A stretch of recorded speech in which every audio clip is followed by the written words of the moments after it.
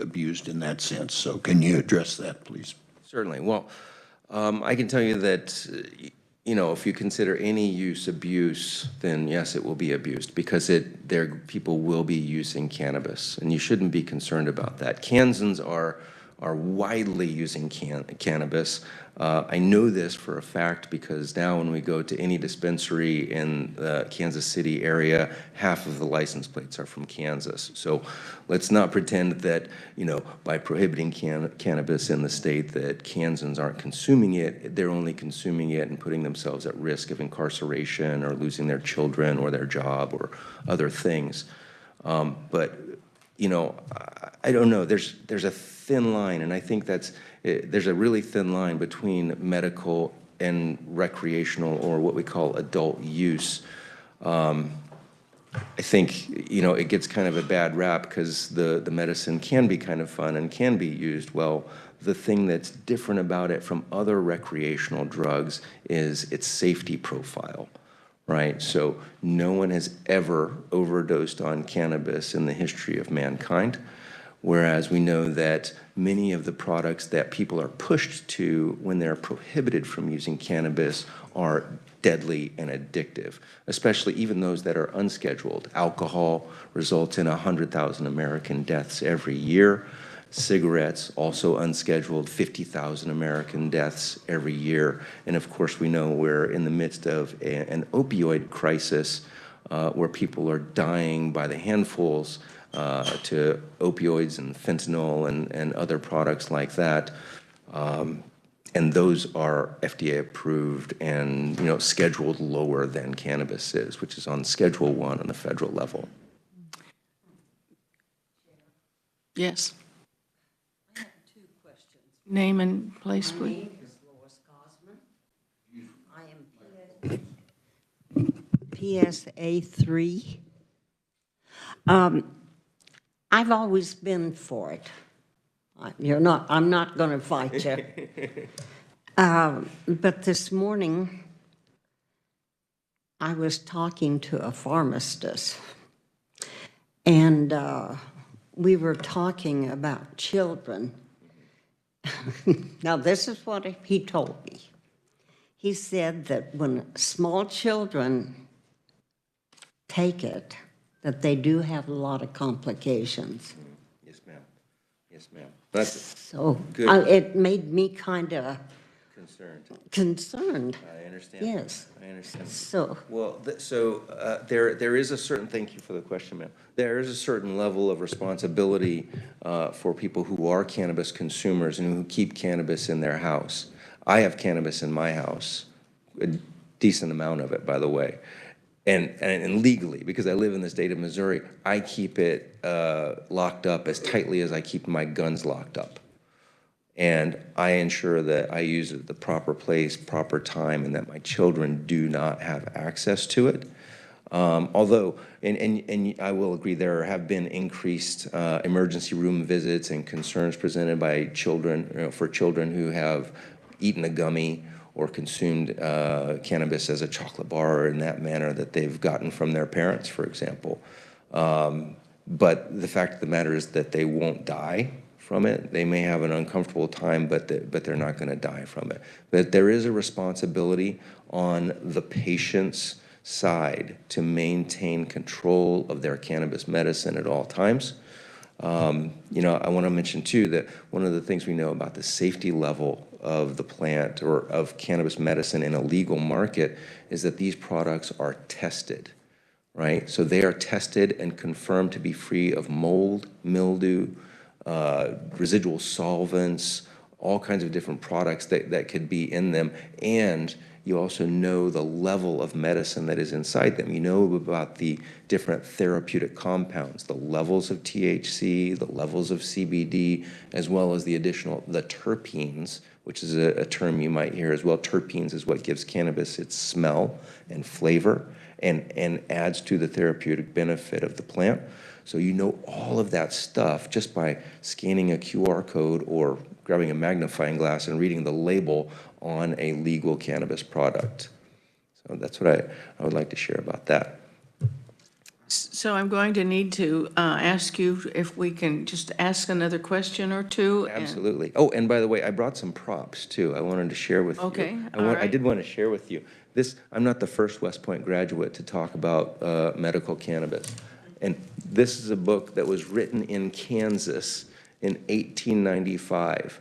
This is written by a guy who's in the Command and General Staff College Hall of Fame by the name of Major General William H. Carter. West Point graduate, 1873, recipient of the Medal of Honor in Arizona after taking cavalry units on the Oregon Trail and the Santa Fe Trail. He came back from these missions, and as he was retiring, he sat down at Fort Leavenworth, and he wanted to teach future generations how to run cavalry operations. He has a list in here of all of the exercises they must do, the equipment they must bring, all of the definitions of the horses, and then all of the medicines that you must bring. Guess what the first one is? Cannabis sativa L. And what's unique about it is that he talks about its superiority and its improved efficacy over the opium preparations that they would send before that. So it's fascinating. This is something that I did want to bring to you, and I also wanted to bring to you an example of other things besides medicine that could be made from cannabis. This is hemp wood, made from the hard woody core of the hemp stalk. This is made in Kentucky. This is hemp flooring, also made from the hemp fiber. And then I brought a block with me of hempcrete. This is a product that was grown in Kansas. This was processed in Holton, Kansas, on the Potawatomi tribe land where they have a processing facility. This is the hard woody core that's been chipped up into 2-millimeter bits, mixed with lime and water, and formed into this brick. And this brick is mold, mildew, pest, and fire resistant. It has an insulation factor that is of 15 to 20 times more than concrete, right?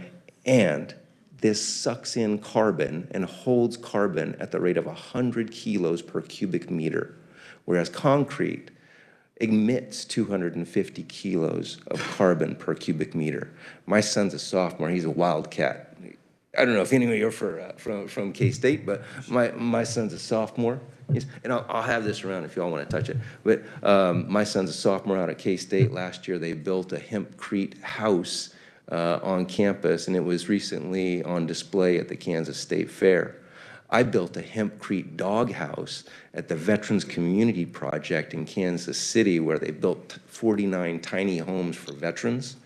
And we built a hempcrete doghouse to demonstrate the efficacy of this. There was something kind of poetic about teaching formerly homeless veterans how to build a house out of a plant that the framers of our Constitution wrote. This is also something that we are promoting for the reconstruction of Ukraine, the use of hempcrete. On our board of advisors at Hemp for Victory, we have a Ukrainian man named Sergei Kovalenkov, who is one of the world's most renowned hempcrete architects and builders. And he's building hempcrete structures in Ukraine today. So for the first time ever, we could be conducting post-conflict reconstruction and development using a carbon-negative product that sucks in carbon. So you could increase foreign direct investment into countries where you're trying to develop through the sale of carbon credits and the creation of an industry that sinks carbon. You could put farmers back to work and start growing this plant again, both for our health, our wellness, both of our bodies and of course of our societies. Thank you very much, sir. Yes, ma'am. And if there's another question, I'm going to have them ask that a little later so that we can get on to the next testimony. So thank you. Concerning something that you probably should have explained to them Yes, about sir. the endo. Thomas Gordon, PSA 1. My question is, what can you talk about the endocannabinoid system? I think if you give just a little brief explanation about that, that will kind of open up the eyes that this is not something that is just discovered. It's something that a lot of medical doctors and other clinical people don't recognize or know about. Can we have that question answered after any other testimony? I could give you 60 seconds. Go ahead. All right, endocannabinoid system. We have a central nervous system, we have an endocrine system, we have our cardiovascular system. The endocannabinoid system is a system that was discovered only in 1996, and it essentially takes on cannabinoids, which is like THC, CBD, cannabigerol. There are a number of different cannabinoids, and they connect to this system. Endocannabinoid means endogenous cannabinoid system, which means that our body creates cannabinoids already, naturally. But the cannabinoids from cannabis connect to these. This endocannabinoid system is responsible for stasis, mood balance, digestion, pain levels, inflammation, and things of that nature. So it's a system that has only been taught in medical schools for the last 10 years or so. Your doctor will probably give you the RCA dog look if you talk about the endocannabinoid system, but it is something that's really unique and powerful, and that many doctors and researchers are digging into heavily, because we think it could be the key to health for the future. All right, thank you. I hope you'll stay around, and if anybody has questions and we have time, then we'll come back to you. Is there anyone else who wants to give testimony for this bill? Sir? Thank you, Todd. My name is George Hanna, and I have been the executive director for Kansas Normal at times. I'm also one of the, I would say, principal authors of Senate Bill 158 and the House bill that passed. Of course, it went through an evolution over several years to get to that point, so I certainly am one of many people involved in that. The purpose for me being here is not only to introduce you to my friend Todd, who is a wealth of knowledge, and I encourage every one of you to contact him if you have any questions. However, my reason for being here is to help you understand some of the social stigmas, some of the false narratives that are out there, and how to present any questions that you have or answers that you may have in conversations that you may have. That is palatable to most people, because of course, when you're discussing young children that may be affected negatively, which is absolutely true, but it's important to take into the developmental years what constitutes a young child when just having this discussion.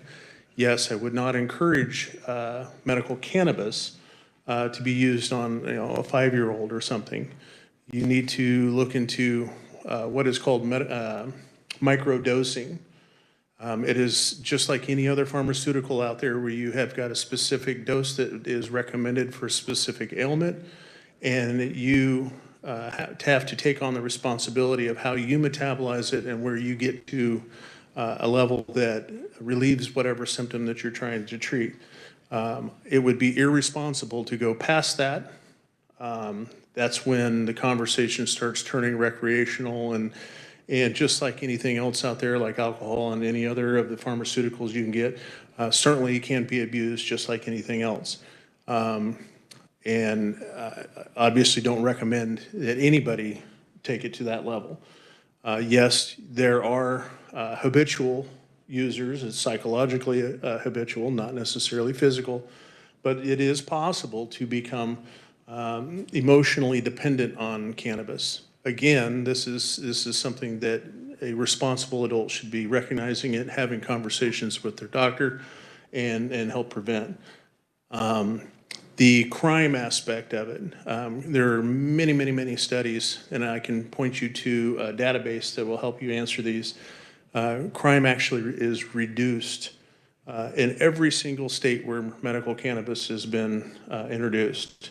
And the reason is socially, you lose a lot of motive for crime.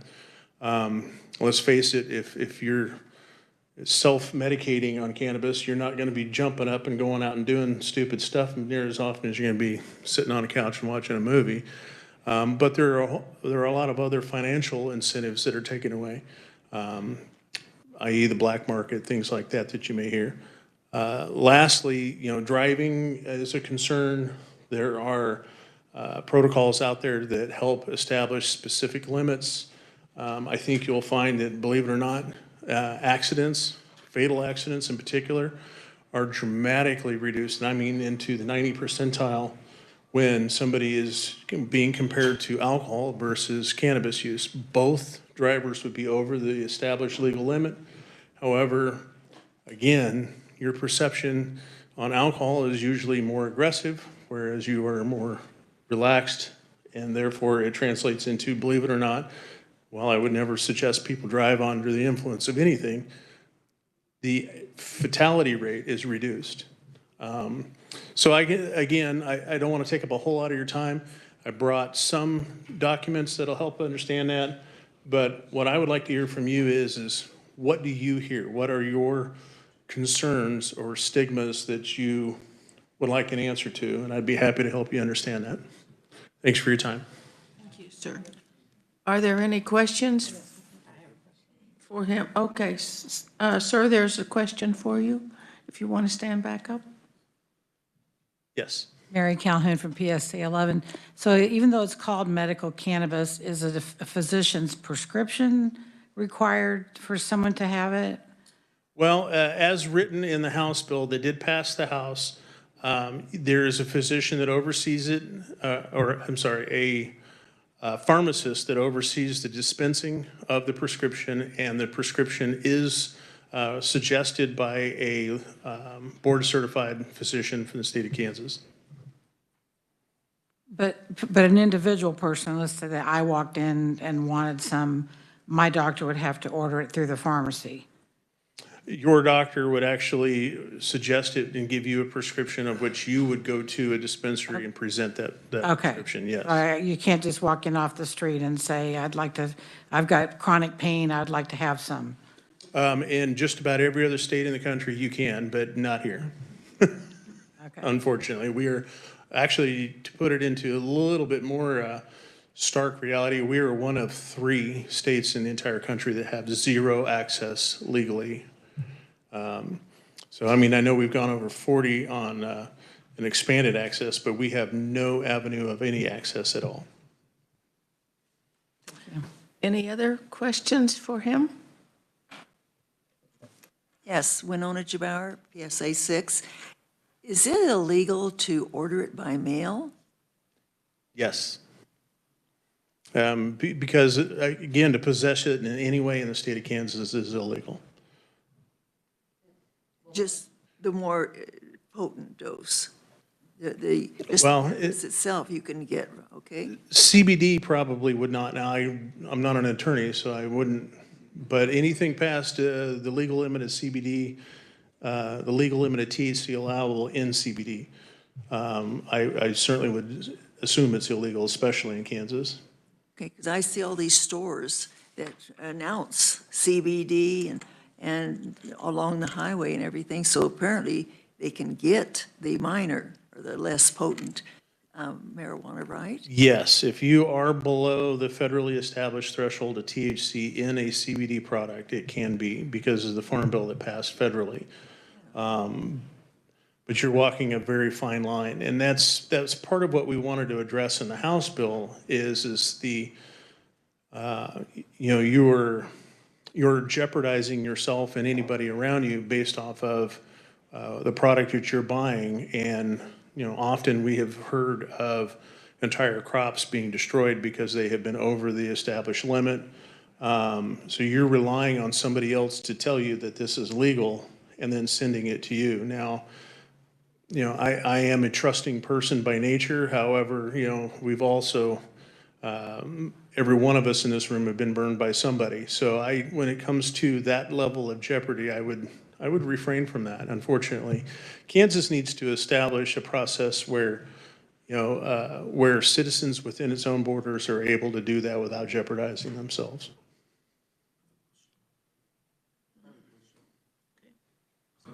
George, do you see more veterans participating in the use of medical marijuana? I'm glad you brought that up, actually. I'm a service-connected disabled veteran, submarine from the Cold War. So I have 26 pieces of metal in me. I have been on a training program through the VA for the last 26 years. Matter of fact, I just had surgery at Leavenworth the other day. I would say yes and no. And the reason is because there are drugs out there that do have THC in them. And I think I can't remember the, Marinol. Unfortunately, Marinol, though, is, if you're not well insured, can run thousands of dollars. So the alternative, especially for those people that are disadvantaged or veterans or something like that, they seek other help. Unfortunately, the VA, although I have off the record asked several of my doctors, and they have all said they absolutely would prescribe it if given the opportunity, because of the current scheduling federally, they are unable to do that. And none of them, of course, are going to say that on the record because of their job. So self-medicating does become a problem, especially with veterans. And more often than not, that turns to alcoholism and various other drugs. If there was an avenue that they could go legally, medical cannabis being the most logical and the safest, then certainly they would go to that. But unfortunately, you run the risk of opioid and fentanyl and alcohol and all of the addictive drugs that are also just as easy to get out there. Thank you. All right. Pressing this button, is that working? Okay, there we go. So I'm Charlotte Pemberton from PSA 5, and I want to talk a little bit about stigma. So in 2012, we were volunteers to run a former YMCA camp in Sonoma County on the border of Mendocino County. Those are the marijuana grow capitals of California. And we were taken aside as newcomers to the area and warned by people who lived there. If you see a barbed wire fence with the wires pulled together in an X shape and tied, do not stop there. That's either a drop-off or a pickup. And there, if you see a pile of rocks alongside of the road, do not stop there. And so they just were trying to protect us because these marijuana grows were by the cartels. And later, they passed the law in California that it was legal to grow marijuana. And so a lot of farmers in that valley, it was a very fertile valley, invested in seeds and equipment to properly grow marijuana. And then, as you may recall, that right before harvest, there were fires. And so we suspected foul play there. So those are some of the stigmas, and they, when you would drive through the valley along the Gualala River going out to the ocean, in harvest you can smell the odor of it growing. It's just all around you in the forest. They said, do not go into the woods during harvest. You're risking your life. So I just want you to maybe get rid of that stigma, the fear that I have of the connection to maybe organized crime or cartels. Well, yes, that all of that is, for the most part, absolutely true. However, we as a society created that market with the prohibition. And they're not going to, I shouldn't say that because we have nearly eliminated most of that market. It will always be there, and it would be naive to say that we can eliminate the drug cartel market. But with it being in a black market for so long due to prohibition, they're not going to willingly just give that up and move on and diversify into other things, which is precisely what they are doing now with fentanyl and methamphetamines and other drugs. So by eliminating or reducing that demand, we have been able to overcome some of that problem. However, it's still there. And with the expanded markets, and I'd like to actually ask you the question of when was that? 2012. Okay. Since 2012, we've had a giant shift socially into the acceptance of this plan in most of the country, thereby reducing the demand in the market of the black market. I would say that it would be considerably safer now than it was then. However, it will never be eliminated. It's still a cash crop for some people, unfortunately.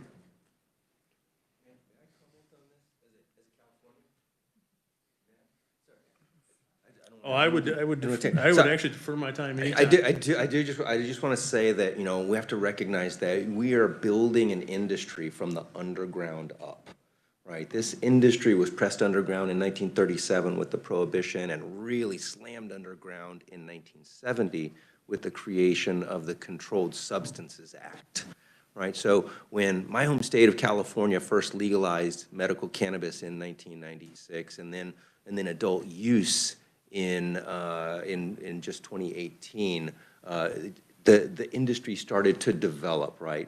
The issue that they made, and you're really lucky, by the way, because you're still not a mover, right? Once you do, you'll be the 44th mover, I believe, for medical cannabis. You've got 43 different petri dishes to learn from, right? Of where we put these policies in place. A big mistake that we made in California was that we overtaxed this product, right? For the privilege of legalizing, they said, okay, well, we're going to get rich as a state, and they put 25% on the grower. They put 15% on a processor, and then at the dispensary, they got 10%, and of course, the city and the county, they want a little bit. So by the time the customer or the patient gets to the counter, they are dropping a huge chunk of change, right? And so the cartels who are already established there, saw an opportunity because they don't have to pay any of those taxes.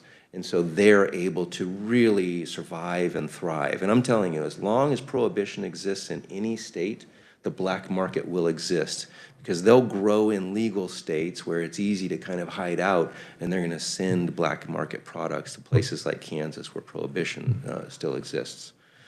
So that I just wanted to share that with you. Okay. Leroy Burton, PSA 2, Butler County. That brings up a point of finances. If this is, okay, I apologize for being late, you may have already talked about this, but if this occurs and we get this here, where's the money going to be kept? Because I know it's federal money, you have trouble with it, and how do we deal with that large amount of money? Well, fortunately, the banking laws are changing as we speak. They have been introduced in both chambers federally off and on for the last 5 years. It's passed the House multiple times, and at this point, I think it passed the Senate this time and has now gone over to the House. So I expect that will be addressed shortly. There's also discussions now of rescheduling cannabis, and that while that's been a topic of discussion for several years as well, it's going on in earnest this time. So I expect that to be addressed here in the next couple of years. However, it is still a cash business. However, if it's legal in your state and you have a bank that is wholly owned within the state, and there are several credit unions that within the state that could take that on, they have become a little more receptive to it. When I originally was opened up an account for Kansas Normal, I'm also associated with the Kansas Cannabis Coalition and the Chamber. We did get pushback on our accounts because we were speaking within the industry and not even profiting because of the industry. But they still were worried about the social stigma of it. Since then, though, we've been able to establish accounts at several local banks. Are there any other questions? Thank you very much, George, for your input. Appreciate By it. the way, I wanted to say thank you for bringing this issue up. I think you guys are at 14 years running now, so I appreciate your hard work. few years ago, we changed it from marijuana to cannabis when we were working on this particular project. All right, is there any other testimony that needs, okay, Juanita Ramos. Morning. First off, it was a pleasure to meet with all of you yesterday and to speak with you about medical cannabis. Juanita, may I Yes. interrupt you just a minute? Yes. Have all of you noticed that the closed captioning is up there? Yeah. So that if you don't understand something, then you can look up there. She's doing a wonderful job. I'm sorry, Ramona, go ahead. Not Ramona. Juanita, go ahead. It's okay, thank you. One of the things that I, when I was passed out these documents, I looked at how many bills in the last 17 years have been introduced before the legislature. And I don't know if this is the 18th year, because I'm brand new to Kansas, but that was just very interesting to me. Thank you for this time. I wanted to come before you, and I feel so blessed to have George and Todd. Todd is my hero. George certainly, is another hero. But I have to share with you that the reason why I keep moving forward is because certainly of our military and what they give, to us, but also because of the need of people who really deserve to use this plant. I am certainly in favor of medical cannabis. However, I'm certainly in favor of medical cannabis and a bill that is solid, that can move forward, that ensures that we can test, that we can have safe and quality medicine. If we're calling it medicine, let's make sure it's medicine, so it's free of mold and mildew and everything else. When you go to the doctor and he says, okay, here's your prescription, they tell you to go to a dispensary. In one of the bills, actually, I believe it was Senate Bill 158, if I'm not mistaken, Chairman Barker, when I said, why are we sending people to a dispensary? Why don't we have a real pharmacy with a real pharmacist and staffed by pharmaceutical assistants to dispense the medicine? So I believe that language was in 158, if I'm not mistaken. It was, and I think it was eventually taken back Now. out after we had spoke with Representative Beckley about it. Right. So what I really wanted to share with you today, and just kind of build on what I introduced and kind of talked about, the reality in my world, watching as a newcomer into Kansas, I'm not so confident that we're going to have a bill passed around medical cannabis, because we have so many different factions with so many different interests. We've got people that want to just come and grow for quantity and not quality. I'm not saying they're bad, because, they're capitalists, but I'm for the patient. I'm for, the veterans who deserve. I'm for the children who deserve. I'm for all of us that deserve to use the medicine. And what I would suggest, just to get something started, and a real opportunity to get one thing passed after 17 years and 35 bills, is a medical cannabis advisory board. This is the strength that all of you have. Why do we want to pass that? Because then you can get together, this board can get together, they can talk about the issues, they can establish recommendations. All the different players can come to the table, including, I'd like to see George and Todd possibly, part of the advisory board, to come and talk about the pros, the cons, have KBI at the table talking about what they're concerned about, the Department of Health, ABC, all these different people who have a player in this very critical bill, that they can come together and talk and discuss what are some of the issues and some of the concerns that they have. And then we move forward with some recommendations. So the Medical Cannabis Advisory Board plays a critical role in shaping the cannabis policy in this state. As I travel throughout the US and also overseas, people say, oh, Kansas, Kansas will be the last ones. Well, I'm happy, quite frankly, that Kansas will be the last one, because that tells me that you all are going to get it right. Because when we passed, and again, I mentioned to you that I worked for 5 years on Utah, and Utah finally got it. But I have to tell you that, I worked with people who thought that lawmakers were stupid, they didn't care, they just didn't, they just didn't want to do their job. Everything that I heard, and the bottom line is, that is so not true. Because we don't know what we don't know. And and I'll just tell you, I'm a lobbyist, but I had to get a lobbyist to go and talk about medical cannabis. But I wasn't offering all perks and let's go get drunk and let's go whatever they do. I came to really talk about the facts. I came to talk about my colleague who's in pain, who's had surgery. And the one thing about the VA, because they cannot dispense cannabis, is they give them opioids.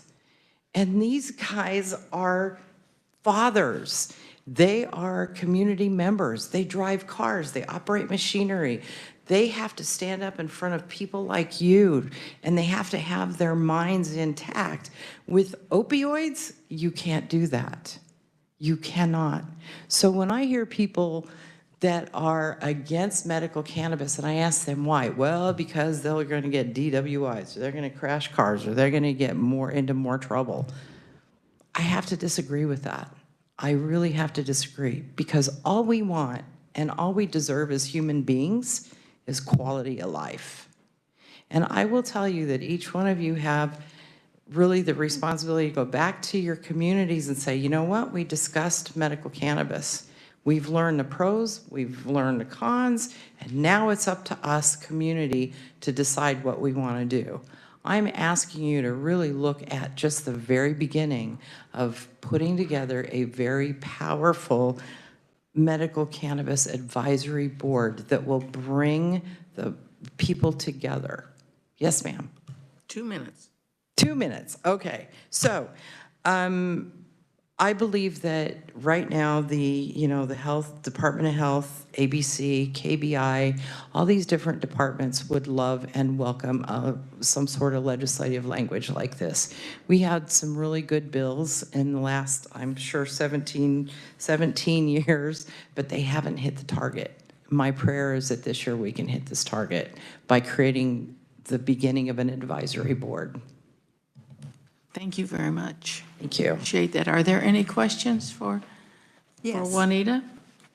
Juanita, what I'm hearing, Winona Jamar, PSA 6, what I'm hearing is that you suggest that we kind of drop this bill and go back and start all over with a committee, and you start from scratch and get the building to come back with medical references and build it up from that? No, ma'am, what I'm saying is that as you amend this bill, you recommend whether it's an amendment to your bill, the Medical Cannabis Advisory Board. That is what I'm recommending. I'm not saying don't do anything and start over. What I'm saying is add a little bit of extra oomph to it by recommending we want to come together and have a board that addresses and discusses these issues that come up. Thank you. Any other questions? Yes.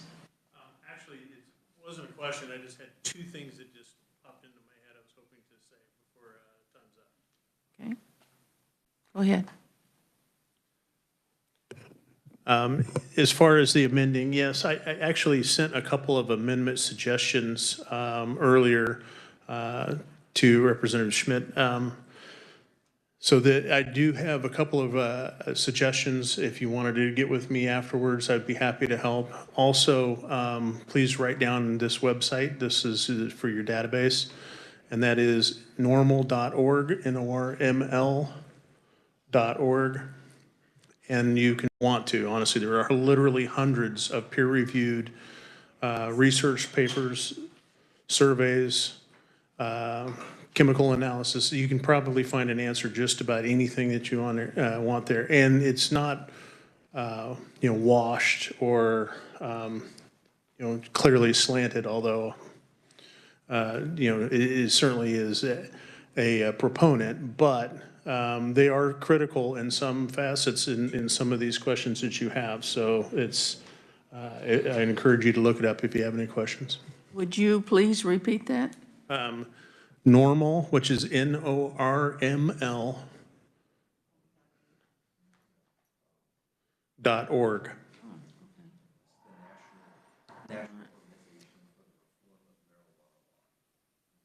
Oh, it's, Beat me to it. I was just about to do that. okay. All right. Thank you. Thank you. Juanita, did you want to say anything more? I believe. Answer questions?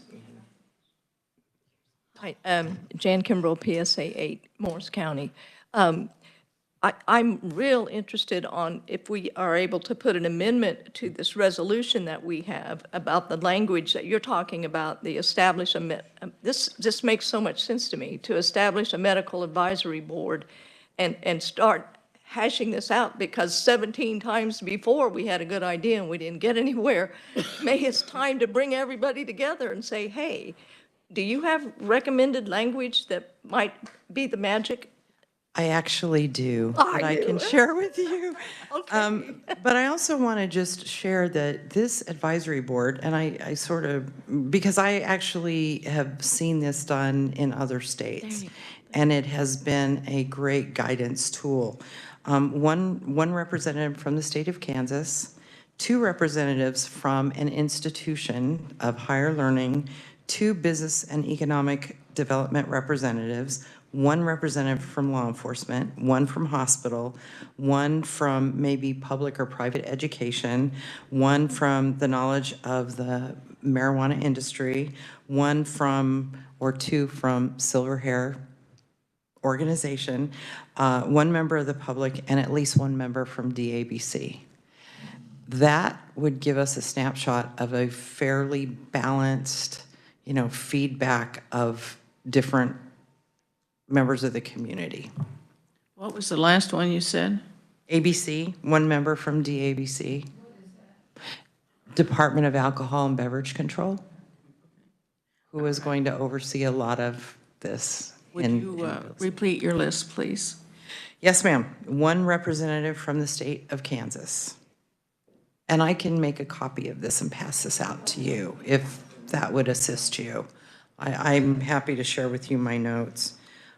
Because I also believe that this committee should be paid per diem. And when they come to a monthly meeting, that they have accommodations and that they are there to draft or to oversee the drafted rules and the policies recommended. So I will make a copy of this and I will pass this out to all of you. Okay. All right, it'll be great. Okay. Great, thank you. Thank you. All right, are there any more questions? What? Okay. Thank you, Madam Chair. I appreciate, the detail that you're giving us there, but I think these are resolutions. And what resolutions are doing is guiding us to advocate for a particular issue. So I would hesitate to get that detailed that we name all of those different people on that advisory board. I think what might be best is to add to our resolution that we recommend that an advisory board be established. And possibly, if we want to go this far, we could even say in that a member of Silver-Haired Legislature be a part of that advisory board. That would then get us involved in that process, and then we could come, if there were one established, we could come to that meeting and say, here are the people we think need to be on that. That would be my suggestion, anyway. Madam Chair, I definitely would agree with that. It is meeting all of you and spending time with all of you yesterday. What I've learned is that this is wisdom right here. Okay, and in this building, I pray that there is wisdom. You all represent that for the communities that don't have a voice, and that's the reason why I put that here in this document. It doesn't have to be as specific as this. This is recommendations and ideas. But I believe that you all have the power to make an advisory, medical cannabis advisory board happen. All right, are there any final questions? Yes. Oh, you didn't raise your hand? Where were you saying there's one? Is that who you said? Sorry, I don't have a question. Okay. Any others? Any? Okay, we'll close the discussion on that particular bill for, oh, one more testimony. I'm sorry, I didn't understand what they were saying. I'm sorry. Oh, I'm sorry, ma'am. My name is Nick Reinecker, and I live in Inman, Kansas. And I didn't have anything prepared today, but I had talked to Mr. Hardy, Senator Hardy, about talking to you, and he said that that would be okay. So my thoughts might not be succinct, but I had a few things that I'd like to share with you just real quick.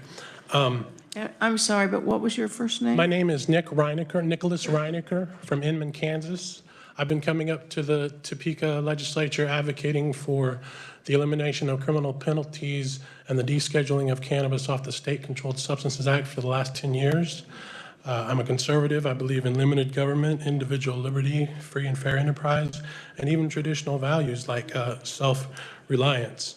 We have a State Controlled Substances Act and we have a Federal Controlled Substances Act. On the State Controlled Substances Act, we are a sovereign state, and we can take cannabis off the Controlled Substances Act and then say that our police are not going to enforce that law. If the feds want to enforce it, that's their problem, or that's whatever they want to do. Pharmacies, you can't have medical because pharmacies is a federal thing, and doctors cannot prescribe. They can only recommend. Why do we need a diagnosis to be prescribed or, recommended for cannabis when we don't need a diagnosis to take other legal drugs such as coffee and caffeine, alcohol, tobacco, and sugar? It's a plant that you can put the seed in the ground, water it, and feed it. On our state flag, the state seal, there's a guy, he's plowing the ground, getting ready to put a seed in it. That is what we're talking about here. That is not something that the government should have control over. Now, I am a law and order conservative too. If people are messing around with synthetics or they're dealing to children or stuff like that, throw the book at them, throw them in jail. Do not give them probation. Do some law and order stuff. The legislature has tried to separate this plant into two things, hemp and what they define as marijuana with any THC over 0.3%. But the problem is, I as an individual Kansas citizen can't even grow hemp without a government license. So I can't plant a seed. That just doesn't make any sense to me. The government's role is to defend my natural and constitutional right, and I believe it is a natural and constitutional right, should be, to grow cannabis and use it however I want to, whether it's food, fuel, economic opportunities, or for therapeutic value. Just a few more things here. Yes, so I would recommend a resolution, instead of going down the more government, more money, more taxpayer resources of a medical thing, to just have a simple resolution that says we want to deschedule cannabis off the Controlled Substances Act and eliminate any criminal penalties for possession and cultivation. And then you can maintain that we want to make sure that there's no dealing. If you want to regulate a commerce system, that can be down the road. But as far as individual liberty, we need to do that. I think that is about it. So I thank you so much for allowing the time, for taking the time to come up and do this as the silver-haired legislature. So many times I come up here and there's not a lot of citizens here, and I kind of feel alone. So I'm glad that you guys, and you're not, elected officials, but you know what I mean. So I appreciate everything that you do, and I will stand for any questions. Thank you so much. So are there any questions for him? All right, thank you very much, Nick. Appreciate it. Anybody think of anything that they want to say before we start talking about the resolution? Yes. Charlotte Pemberton, Area 5, Independence, Kansas. I did some research last night, just surfing the net, trying to find pros and cons. And one thing stood out to me, that in Canada, they have shown that there's been an increase of poisoning in children from getting into the candy that has the medical cannabis in it. So I'm thinking that we need to be careful how we package things. Do we really need to put them in gummies? Do we really need to put it in chocolate bars? Because it's a great temptation to children. So as the legislature, deeply thinks about this, think about that kind of thing.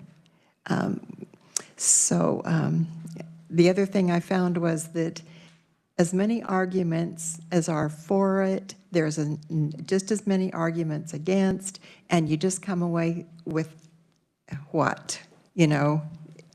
It's inconclusive. So. Thank you. All right, I didn't introduce us at the first of the meeting. I was interested in getting the testimony started at 9 o'clock. I am Shirley Fair. I'm from PSA 10 in a town called Alden, right out in the center of the state. And I am chairing this for the first time today, trying to guide you through our process. The co-chair is? Alfred Ringo, PSA 1. And the recorder? Oh, I'm sorry. And the, thank you. My goodness, isn't that speedy? All right, let's look at this resolution. And the recommendation has been to put in that we have an advisory board. I don't know if you actually are thinking that, if that what all of you would like to do. Do you want to talk more about it, Mr. Schmidt? Yeah, I like the idea, and I think what we could do is incorporate that into the first sentence of the resolution. I wrote something up here that might work for that, saying SHL Resolution Number 4008 urges the Kansas Legislature to establish a medical cannabis board in order to legalize the expanded medical use of cannabis. Does that, and I guess I would ask the revisers, does that? So you're putting that right under the resolution at the beginning? Is that what you're saying? Right. I would just incorporate it into that first sentence. All right. Would you read it again, please? Okay. The SHL Resolution Number 4008 urges the Kansas Legislature, and then here's where I insert, to establish a medical cannabis board in order to legalize the expanded medical use of cannabis. I would change that. She said advisory? Advisory board. I'm sorry. I missed that word. You're right. Yeah, add advisory board. Okay. Now, the next thing is, does that sound good to you?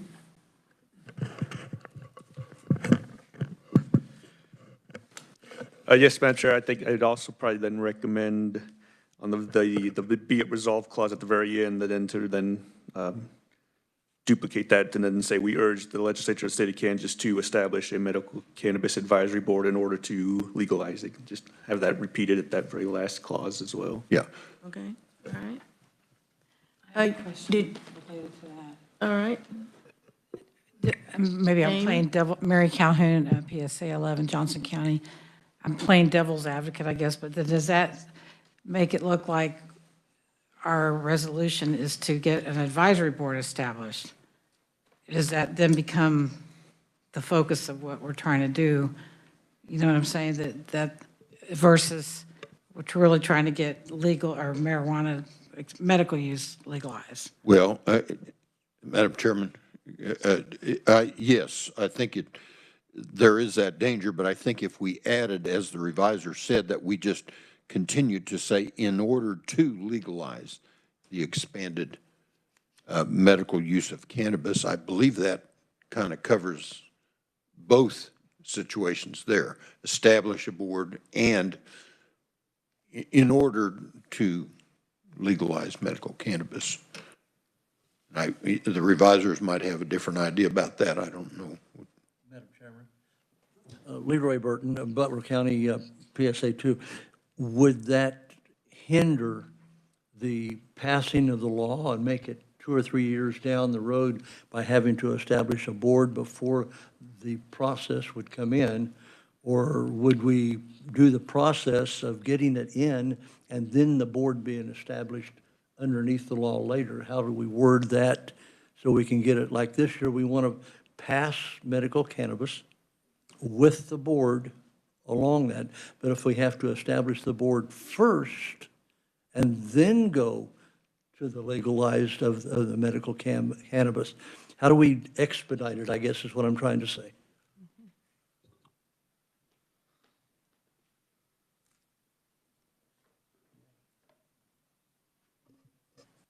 Do you want to make a comment?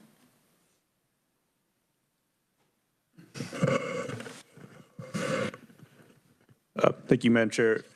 I think ultimately, you know, it's going to be what type of bill would be introduced in the legislature. It could be a bill that have both components on it, establish the advisory board to then as legalization full, you know, of medical cannabis, or it could be boards and legalization. I mean, it's going to be kind of ultimately up to the legislature what order that is, whether it's legalize, establish the board, or establish the board and then legalize, or do them both on the same time. It's really a policy decision for the legislature. Yes. Jan Kimbrell, PSA 8. Is it a matter of word semantics? So if we were to say, wherever that went, establish a medical cannabis advisory board regarding the legalization of expanded medical use? Because they can happen at the same time, the advisory board, and then that recommendation comes from them that goes in. Or the implication here is that, hey, we want to take a look at this from all sides together, because that hasn't been happening. You know, the ways we've been doing it in the last 17 times has not been effective. This seems to me to be an answer to those critics on both sides. Say, hey, we're going to sit down and talk about this for this purpose, instead of keep coming back here, you know, every 17 years and get shot down.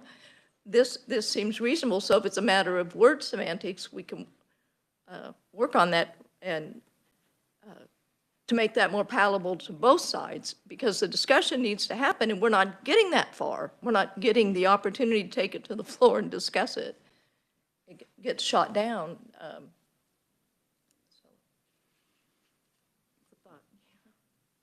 Madam Chair. Yes, go ahead. Gil Bunning, PSA 9.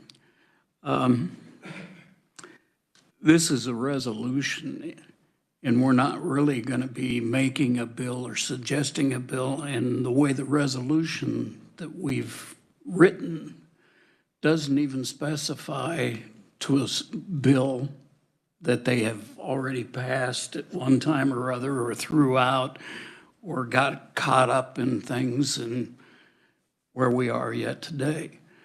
But we're asking the legislature to be serious about cannabis by creating a board to take a look at the issue with the purpose of making sure they have a bill, whether they go back and pull one from years past or out of the last 17 years.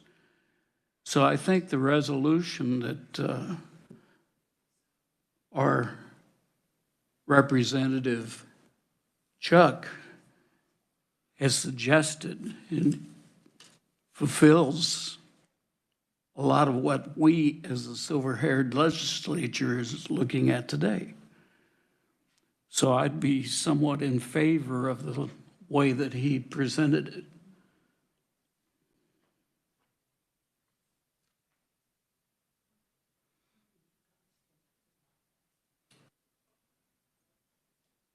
Yes.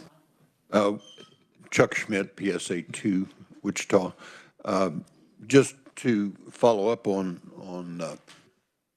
Mr. Bunning's comments, I think what we're doing today, the resolution we pass, is going to direct our speaker and Speaker Pro Tem to advocate for this issue. So I think it gives us enough leverage to push for both the advisory board and for legalized cannabis, and it gives us enough leeway to help whichever direction those things take place in the actual legislature.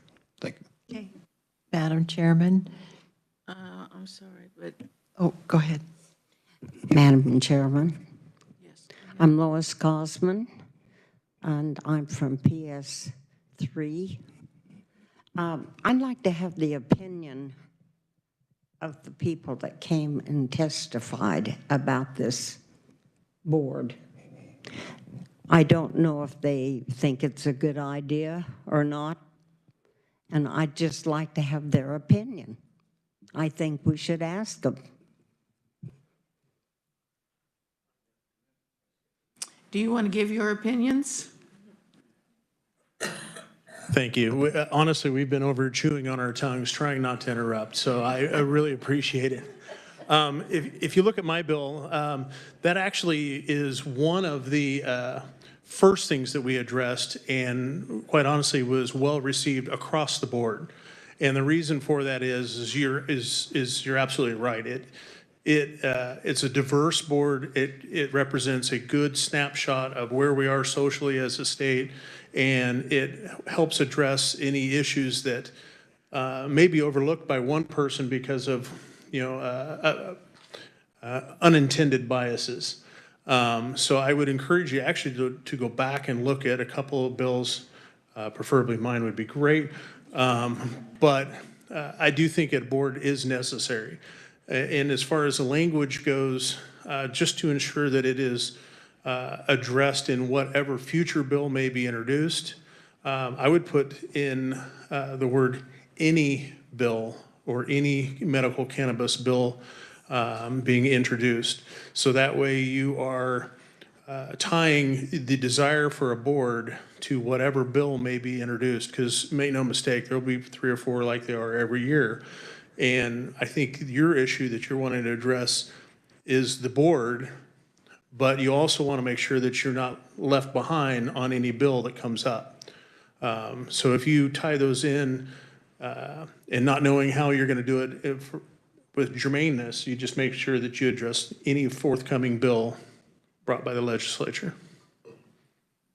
Sir, do you want to make any comment? Yes, absolutely. Thank you very much. I appreciate it. Well, one, I think the establishment of a board is really critical. It's a brilliant idea, and I haven't seen it done in a lot of states. What I can say is that you should go into this where the passage of medical cannabis shouldn't be dependent upon the establishment of a board, but we should look at a board as something that will be complementary to your medical cannabis program in the long term.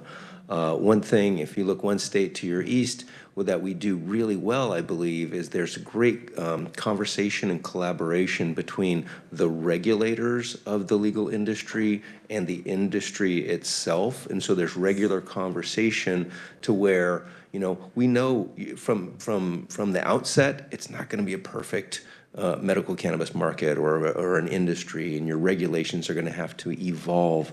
So look at it as a constant work in progress, always striving towards perfection. Look to some other states for great examples, but I do believe that the establishment of this board with a really diverse voices involved in it is going to make the state even better. So I applaud the effort. One thing I also wanted to note, I noticed in the statement that you're preparing to issue that it said that we're nowhere close to moving towards rescheduling of cannabis, whereas in fact the current administration has asked for a re-look at scheduling, and one of our board members actually was one of the 10 physicians who wrote the language on behalf of the White House to reschedule cannabis from Schedule 1 to Schedule 3. So I don't know if that's something that you might need to re-wicker in the language. I can help you with that if you'd like. Does Missouri have such a thing as an advisory No, ma'am. committee? No, ma'am. Okay. Yeah, but we do have the Missouri Cannabis Trade Association, which has numerous panels and boards in it, and engages regularly with the Department of Health and Senior Services. Yes, ma'am. Thank you. So, You had a question? yes, I have a comment. In my Charlotte Pemberton Area 5 Independence, in my surfing the net last night, I ran across something I thought maybe we should take a look at. It said, when you get the tax revenues coming in, let's assume that we pass, this bill gets passed, that we do have medical cannabis. Then the legislature's work then really begins in earnest, because they have to do policies and regulations, packaging, distribution, quality. All these things need to be addressed. And this is where I think a board would be super helpful to our legislators. If we could have a diverse board like that to give advice and counsel on all of these many issues that they're going to have to face once they pass the bill. I really like the resolution as written. Maybe we can tie in there, like he said, I thought that was super great advice. Any bill that's passed, can we have a board involved with it? And it mentioned also that tax revenues that come in from the sale should be redirected back to the legislature so that they can afford to do all this research and work. Yes, go ahead. Mary Calhoun, PSA 11. Going on to what Charlotte was saying, and maybe something in the wording, what the purpose of the board would be to ensure, all the things we've been talking about. And I'm wondering, I don't know, in prior years, when any of the bills didn't go very far, what was the reason? What were the concerns? And maybe if we can somehow address those. And, We'll have to ask Chuck that question. Well, there are many varied reasons why it did not pass. A lot of it is ideological, and I'm not sure addressing some of those really won't make any difference. I think as we stated this, and the point was brought up about any bill that comes up, and I think if the way we said to legalize we would establish this medical cannabis advisory board in order to legalize the expanded medical use of cannabis, that kind of answers the question about any bill that comes up, because our purpose is to legalize its use. And so whatever then the legislature comes up with, we would work within that parameter, and it gives us the authority then to advocate for whatever bill there is and for that advisory board. Madam Chairman, if we could have it read, the proposed amendment back that Chuck was talking about, I would move that we add that amendment after hearing it reread. Have you worked on that? Go ahead.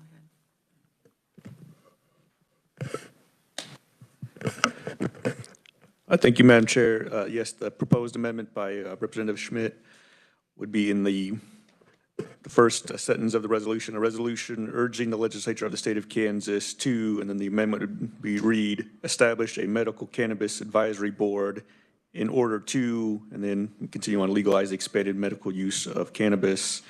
And then the final be it resolved clause of the final sentence, it would then now read that we urge the legislature of the state of Kansas to, and then the new language would be establish a medical cannabis advisory board in order to legalize the expanded medical use of cannabis. Is that what you were saying, Charles? Yes. Okay. Yes, Madam Chairman, that covers. And you made a motion? Yes, I move that we adopt that amendment to the resolution. Madam right. Chair, I would second that.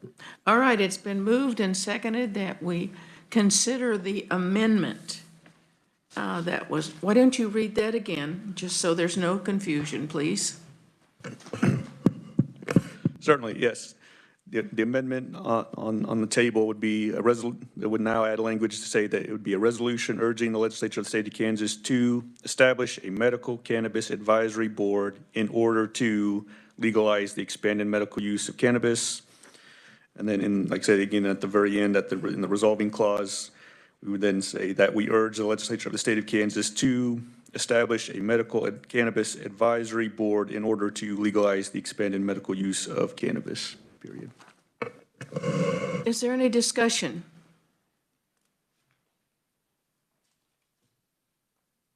Okay, I guess we're ready to vote. All in favor, aye, with your right hand, please. Aye and right hand, so we can see you. All opposed, no. Is there any, what's the word I want? Abstentions? We have one abstention. All right, so the amendment has passed. Is there anything else in the bill that you want to address? I think the one thing that we heard, it was 40 states that somebody brought up yesterday, and I think we can just put that in without a lot of to do.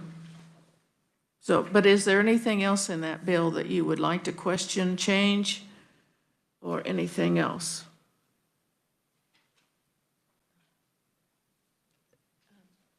Jan Kimbrell, PSA 8.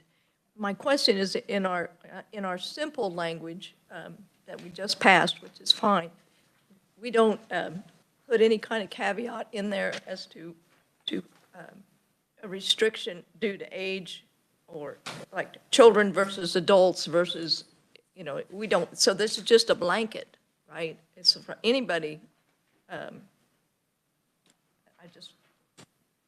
We're not.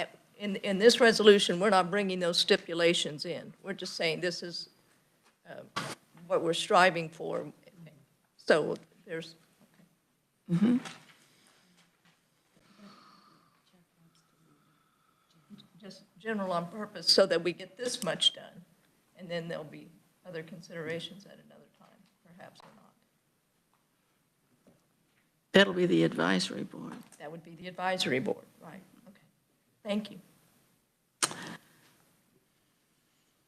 If there's no other discussion, then we'll vote on the resolution as amended. So I need a motion. You want to say your name again?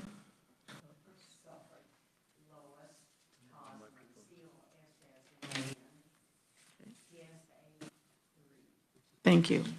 So it has been moved and seconded by Charles Schmidt that the resolution as amended be approved. All in favor, raise your right hand. All opposed, no. And abstention. Okay, one abstention. All right, so you feel good about this resolution? I hope, as we sat around this table and discussed.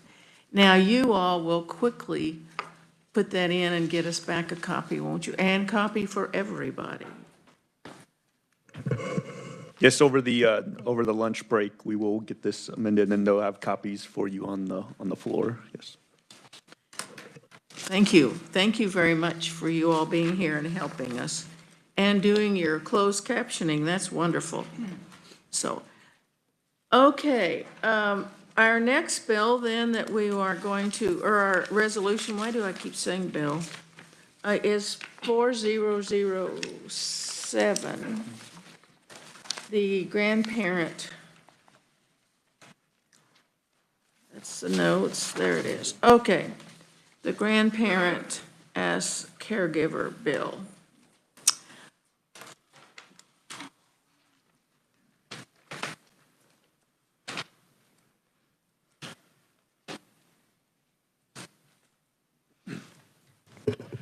Thank you, Madam Chair. Yes, SHL Resolution 4007 is a resolution urging the legislature to expand the Grandparents as Caregivers Act to include certain relatives and allow such relatives to be eligible for assistance to provide Kansas children with appropriate and safe placements and access to services.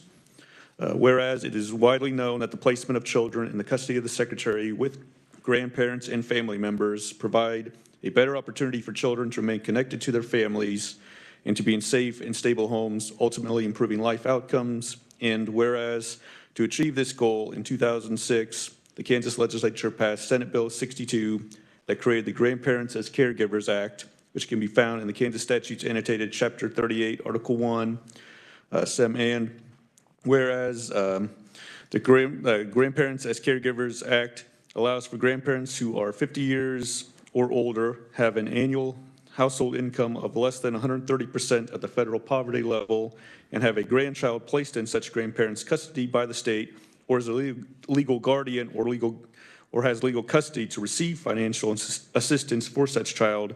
And whereas this assistance provides support for, but not limited to, counseling, respite care, child care, clothing allowances, parenting skills training, childhood immunizations, health screenings, transportation assistance, and other medical assistance.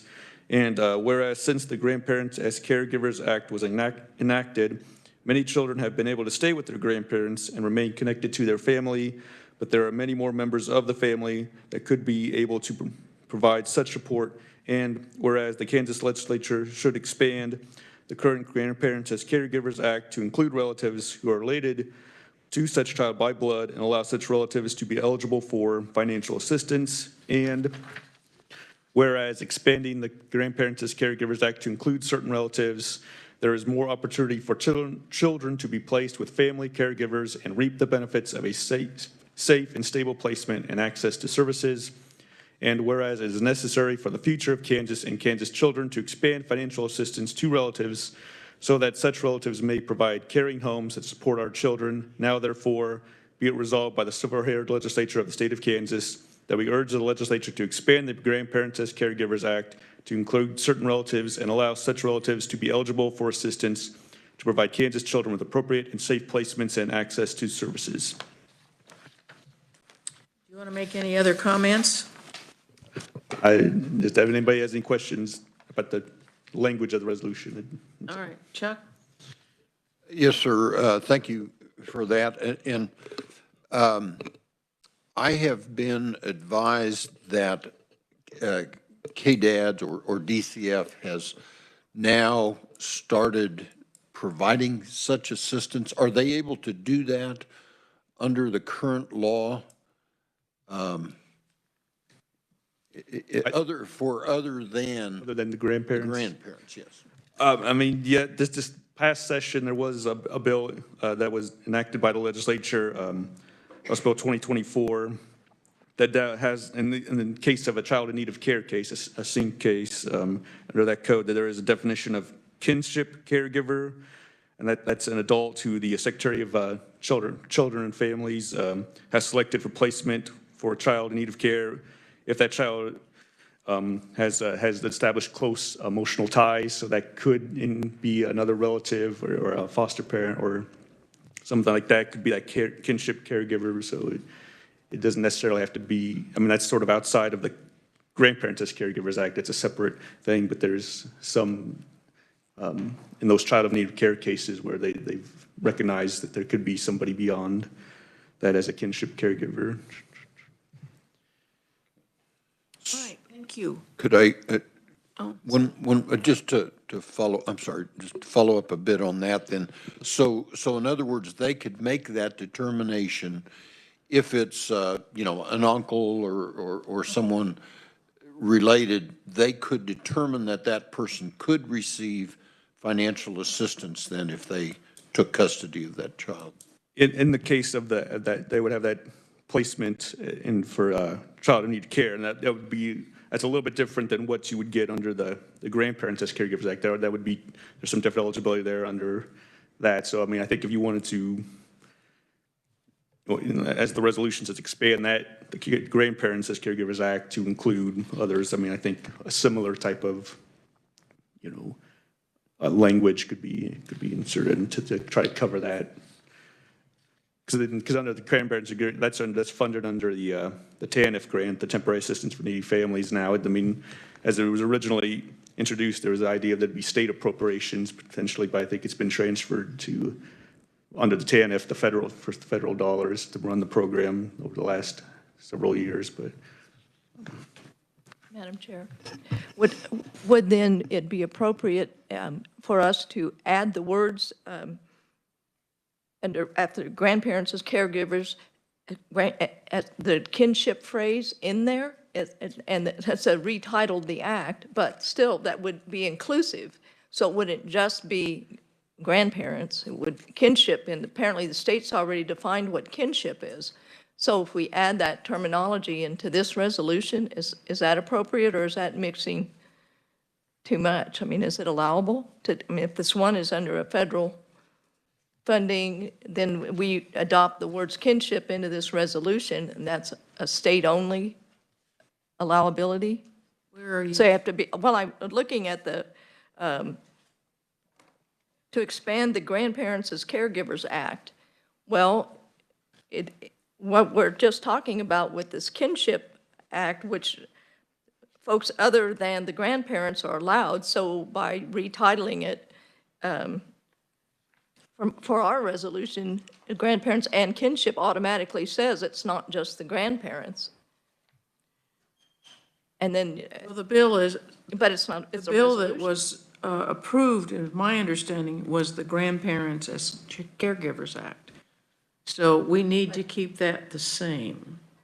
But then if you're. But we're wanting to some wording- expand it, so we've got, So if you're our going- phrasing says certain relatives and allow, so kinship. But I mean, what I was trying to say is you can't change it to kinship, the act. The name of it. The name of the act, you cannot change that because that's referring to a bill that's already been passed in the legislature. So where are you proposing to put the kinship? I'm just substituting the word kinship for certain relatives and allow. Certain relatives? But, okay, all right. On the We'll first. think about that. Madam Chair, on Yes. that first page, the last resolution, or not resolution, but it says, whereas the Kansas Legislature should expand the current Grandparents or Caregivers Act to include all who are related by such child by blood. What's the difference between kinship and blood? What if it's a step-parent?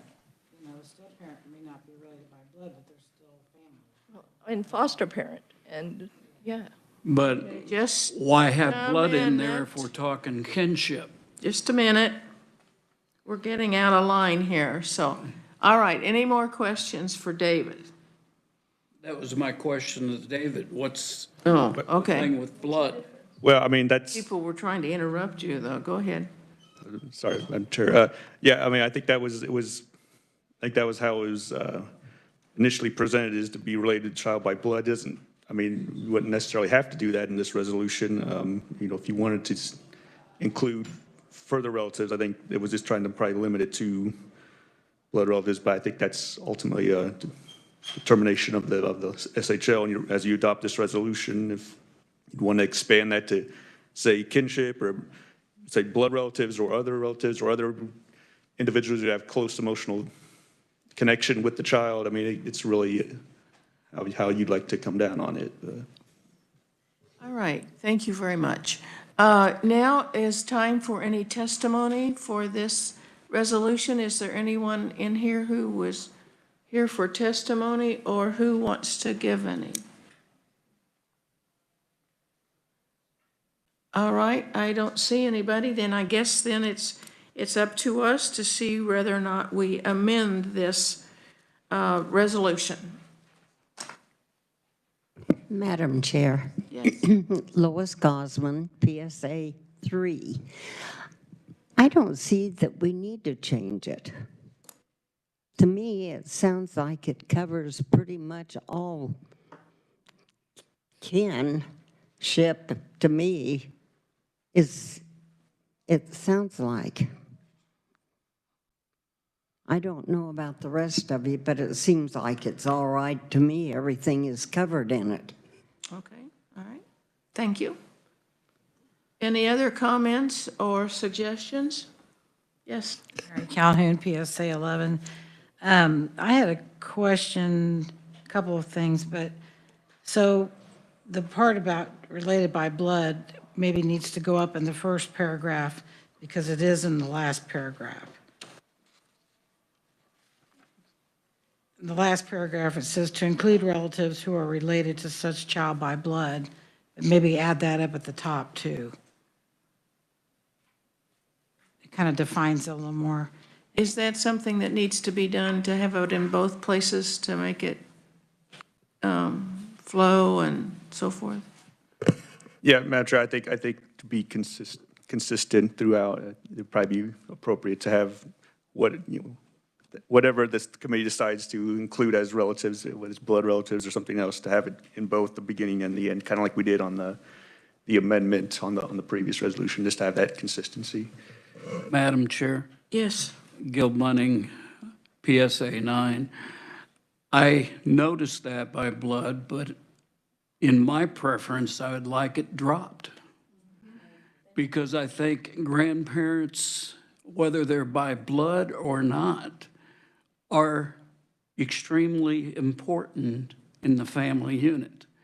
And the way I see this, we need to be making the kind of thing that whoever the important caregivers are for that child, I think we're asking there in the very last resolution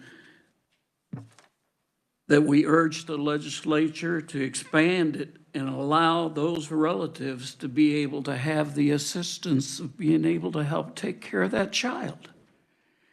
And it bothered me when I heard it read and come down and it had blood.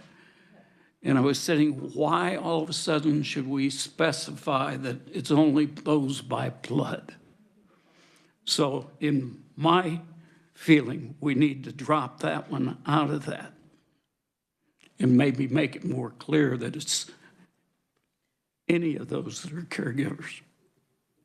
Do you want to move that at this time? I would make that motion unless we want to still discuss a little bit further. We can still discuss. Okay, So what I is would your make the resolution that in that one paragraph where it says, whereas on that first page, we drop the word blood. Show me where you're talking about. On that very first page at the very bottom, it Very says, bottom. whereas the Kansas legislature should expand the current Grandparents or Caregivers Act to include relatives of such child. Yes, and so there isn't anything on the back. It's just that one Well, place. there is stuff on the back. It says by but- blood, though? The only place that I saw that it says blood is in that Okay. one thing. And that's where I'd make the resolution or the amendment to say, drop that out of it. To strike by blood. Is that correct? Yep, who Okay. are related to such child. Wait a And minute. allow such relatives to be Okay. eligible for financial assistance. Okay, all right. Do you all see where that is? All right, so there's been a motion, I will second that motion. been seconded.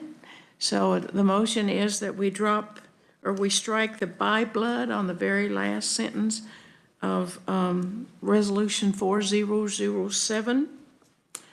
Any discussion? Yes, Madam Chairman. Yes. Leroy Burton, PSA 2. I just want to make clear, does that include step-parents, step-grandparents? By taking by blood out, that would be the step that would be allowed for that, right? Okay, I'm in agreement. Okay. And I just wondered, Mary Calhoun, PSA 11, I just wondered if at some point we would be asked to define certain relatives, what we mean by certain relatives. When it goes to be, to the legislature, would they say, well, what do you mean by certain relatives? I want to take your question. I would like to make a comment. Alfred Rangel, PSA 1. I've kind of experienced this situation where I had grandparents that took over an alcoholic son's kids at a young age, and it was really, really difficult for the whole family because everybody's working and these kids need to go to school. And what happened is the grandparents, both as they got older, they developed dementia, which they couldn't really comprehend what they were doing to raise these kids. So I guess what happened is the son that was an alcoholic, his wife, even though they were divorced, his wife, even though he had custody, his wife took over the kids.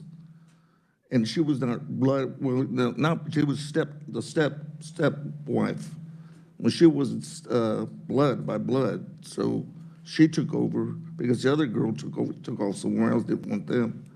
So I could see where this happens, where you're saying right here to strike blood, because whoever's qualified and financially qualified, and then comes from a qualified family that nobody's a felon, you know, nobody has drug history in there, because in today's society, that's all you got now. You got nothing but drug felons and people and families falling apart from all that. And where are these kids going? You know, they're going to places like the Moose, you know, the Moose organization to take them in because the parents can't take care of the kids. So that's why I belong to the fraternity of the Moose, where the parents, even the grandparents can't take care of them. So the Moose brings them to Moose Haven, excuse me. So you got to find out who's really, really qualified to do this, you know, as a background to say that. But I know that's not a part of that, but that's just a comment that I want to put out. All right, thank you. Thank you. Anybody else have any comment or question? Well, I would just say that it includes in here that, I mean, that would be a determination made by the Department of Children and Families, and they investigate the, you know, the fitness of someone like that to do that. So I think that's something, it actually does mention that in here briefly, but that would be taken care of in that process. Yeah. Madam Chairman, I have another Yes. question. Mary Calhoun, PSA 11. The first paragraph where it says whereas, I just wondered something for clarification of what they mean by the word secretary, in custody of the secretary. Is that secretary supposed to be the Kansas secretary? Well, I believe it'd be the Secretary of Department of Children and Families, would it not? I mean, that's who would make that determination and go through the process of investigating and all of that sort of thing, yeah. If we just put a capital S, would that take care of it? Never mind, let's not talk about that first. We have a motion to strike by blood on the last, well, it's not the last sentence, it's the next to last sentence. Is there any more discussion on that? So we're going to vote on the amendment only to strike by blood. All of those in favor, aye? Aye. Opposed, no? Abstentions? Okay, it's passed. So you want to talk about the secretary. Should we be clarifying that? Could we ask the revisor to maybe give us a little background on that? Maybe they just use that term to refer to the Secretary of DCF. I don't know. But it would be more explanatory if it said secretary of what?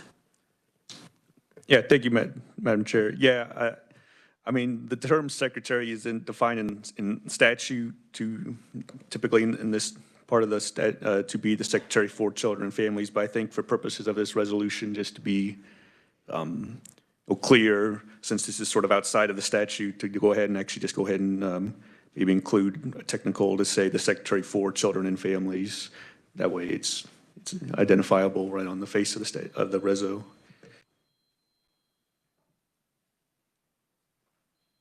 All right, does that make it more explainable for all of you?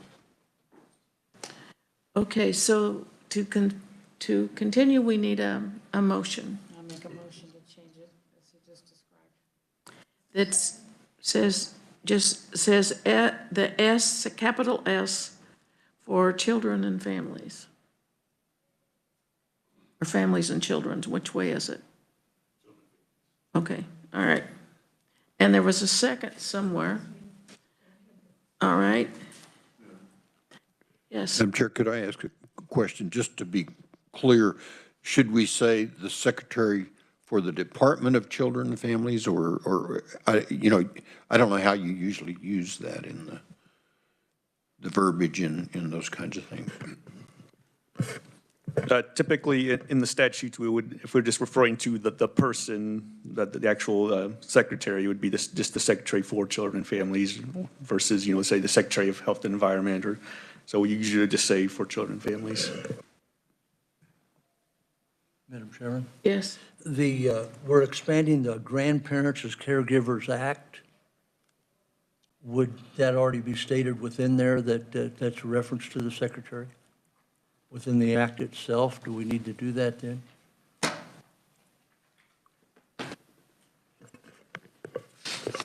Madam Chair, yeah, in the act itself, it does actually provide definitions. Let me put the proper. Yeah, I mean, the act, actually in KSA 38-143 does define secretary for the purposes of the Grandparents as Caregivers Act to mean the Secretary for Children and Families. So this would just be consistent in this resolution, since we're sort of outside the statutes, it's different than, if it was a bill, we would probably just say secretary, because it would already be covered, but I think just for clarification, to make sure everybody's clear, that it is the Secretary for Children and Families that does these determinations. So you're saying to leave department off? Department on? Yes, ma'am, leave the department off, just to be the Secretary for Children and Families. That would match the statutory definition of secretary in the act. Okay. All right. Need a motion to proceed? You have to tell me what you want to proceed on doing. Using the wording Secretary for Children and Families. Okay.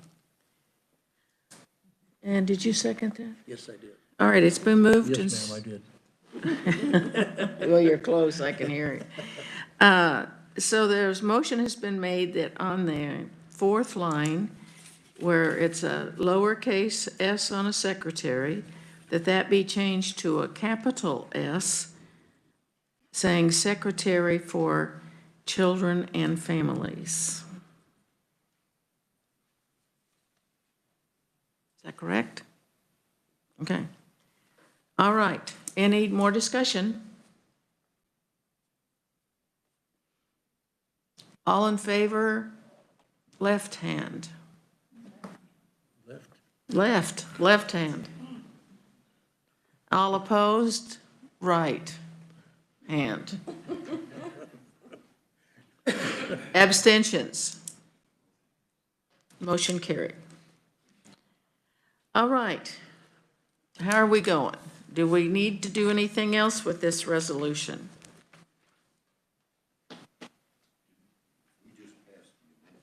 Oh, that's right. Thanks, right. Thank you. Actually, we passed two amendments. Okay, sorry. I wasn't thinking well. Okay. What do we need now to finish this up?